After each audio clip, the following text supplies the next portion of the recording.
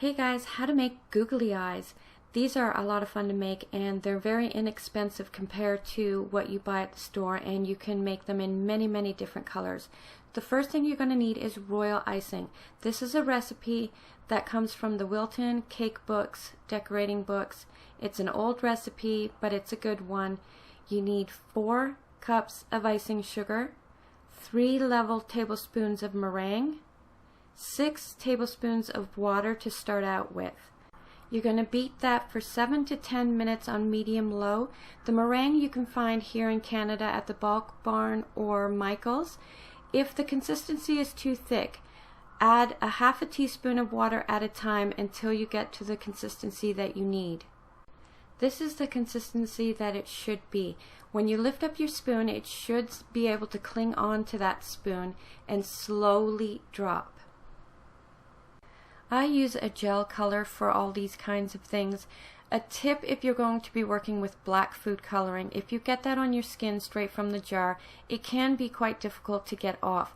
Once it's in the icing and you get that on your skin, it's really not a problem to get that off with soap and water. So wear gloves if you're using very strong colors.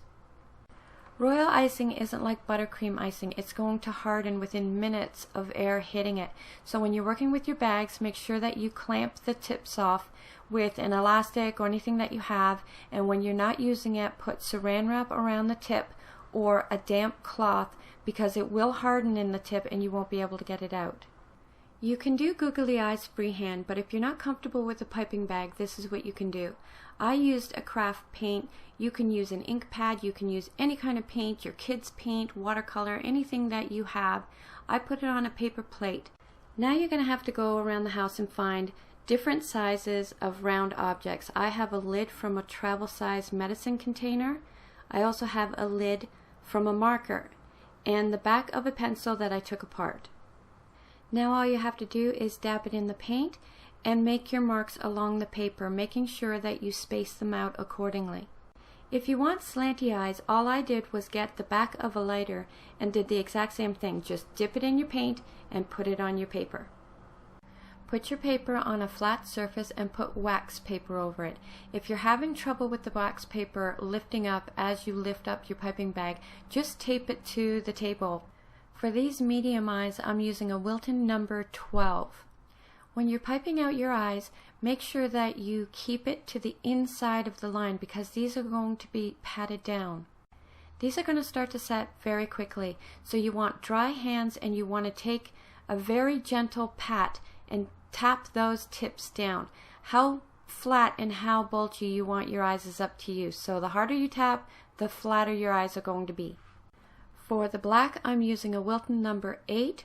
You can dot these on the side, in the center.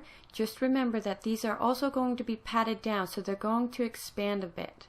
You're going to do the same thing with the black. You're going to have your dry hands and you're going to give it a little tap to take away those peaks.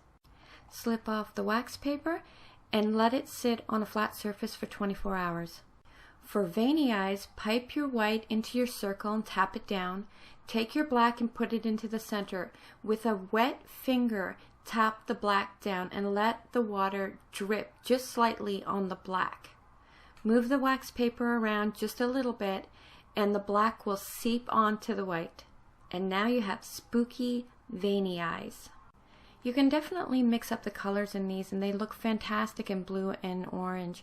On the left is white, orange, and black, and on the right is orange, black, and a very small dot of white to make it look a little bit realistic. Same concept, just different colors.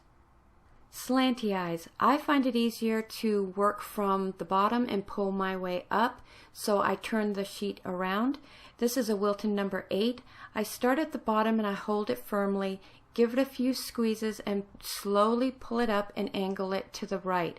You're going to need as many angle to the right as you do angle to the left to get a set of eyes. Don't worry about how bulky these are because you're going to pat them down. For the slanty eyes, at the widest part of the eyes, give it a little tap and ease the pressure up as you go along the tip. For the black, I'm using a Wilton number 4. You're going to pipe it right into the center and give it a tap down. These eyes can be made with orange, green, yellow, blue, anything you like. They really do look great with color. Let all of the eyes that you make set for 24 hours. They will be candy-like. They will dry to a very hard consistency, and you'll be able to use them for all of your baking needs. These add so much fun to your Halloween baking. I hope you give them a go. Happy Halloween, everybody. Till next time. Hey do.